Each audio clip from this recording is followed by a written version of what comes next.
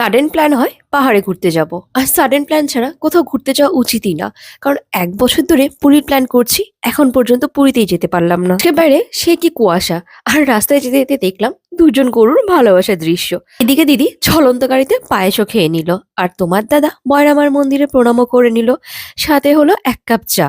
রায়গঞ্জে চা খেয়ে আর কোনো থামাথামি নেই। চলে আসলাম পাহাড়ের কাছে। আমার আবার খুব সমুদ্র পছন্দ। কিন্তু তোমার দাদার পাহাড় পছন্দ।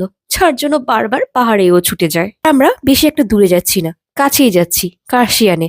তাও আবার একদিনের জন্য। আর সেটা হলো আমাদের অ্যানিভার্সারি সেলিব্রেশনের জন্য। যেহেতু আমাদের বাড়ি থেকে শিলিগুড়ি একদমই কাছে, আর শিলিগুড়ির আশেপাশেই আসছে সব পাহাড়ের ঠিকানা। এই তো আমরা ঢুকে পড়লাম কার্শিয়ানের ভিতরে। আর কার্শিয়ানে এবার আমরা যাব বেলতার রিসোর্টে। বাট বেলতার রিসোর্টের রাস্তাটা দেখে আমরা ভয় পেয়ে গিয়েছি। যার জন্য নিজের গাড়ি না নিয়ে ভাড়া করা গাড়ি নিয়ে এখন চলে যাচ্ছি আমরা বেলতার রিসোর্টে। আমরা নিচে নামছি ততই আমরা পাহাড়ের সুন্দর সুন্দর দৃশ্য